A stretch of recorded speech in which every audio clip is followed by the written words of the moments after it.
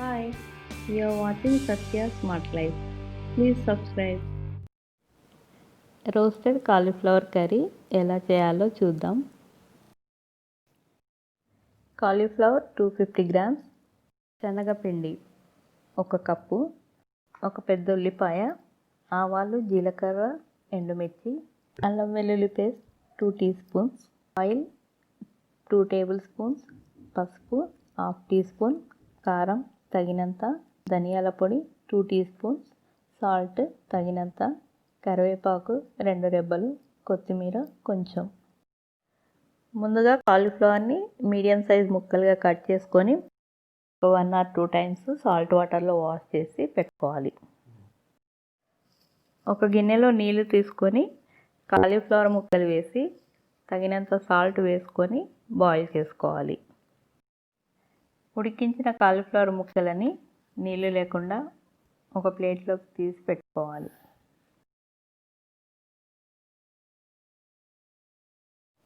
Pan పెట్టుకొని శనగపిండి వేసి మీడియం ఫ్లేమ్లో ఫ్రై చేసుకోవాలి.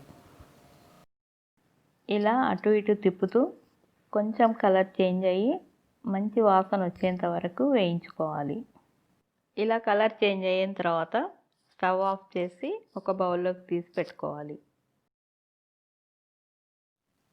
స్టవ్ వెలిగించి ప్యాన్ పెట్టుకొని ప్యాన్లో ఆయిల్ వేసి ఆవాలు, జీలకర్ర, ఎండుమిర్చి వేసి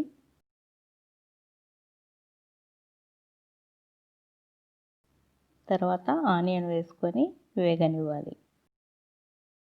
ఆనియన్స్ వేగిన తర్వాత అల్లం వెల్లుల్లి పేస్ట్ వేసుకొని మంచి కలర్ వచ్చే వరకు ఫ్రై చేసుకోవాలి. తర్వాత కరివేపాకు వేసుకొని ఒకసారి ఫ్రై చేసి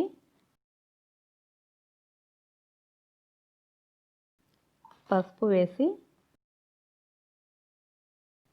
కొంచెం పచ్చివాసన పోయే వరకు ఫ్రై చేసుకోవాలి. తర్వాత కారం తగినంత వేసుకొని బాగా వేగనివ్వాలి.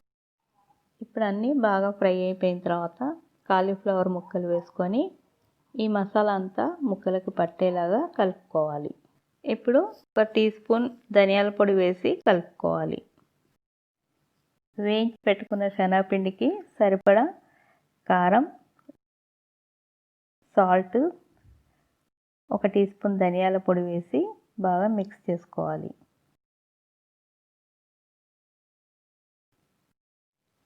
ఇప్పుడు శనగపిండిని కొద్దిగా వేస్తూ ముక్కలను కలుపుతూ ఉండాలి.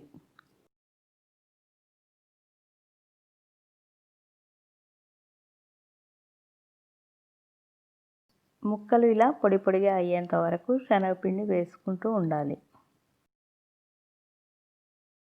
ఇలా సరిపడేంత శనగపిండి వేసి కలిపిన తర్వాత స్టవ్ సిమ్లో పెట్టుకొని 1 or 2 మినిట్స్ మగ్గనివ్వాలి. మిగిలిన పిండిని ఎయిర్ టైట్ బాక్స్లో స్టోర్ చేసుకుంటే నెక్స్ట్ టైం చేసేటప్పుడు వాడుకోవచ్చు. స్టవ్ ఆఫ్ చేసుకొని కొత్తిమీర వేసుకోవాలి. ఈ కాలీఫ్లవర్ ఫ్రై చపాతీతో చాలా బాగుంటుంది. రైస్తో అయితే సాంబార్ కానీ రసంతో సైడ్ డిష్గా చాలా టేస్టీగా ఉంటుంది. నా ఈ వీడియో నచ్చినట్లయితే లైక్, షేర్ అండ్ సబ్స్క్రైబ్ చేయండి. Thanks for watching.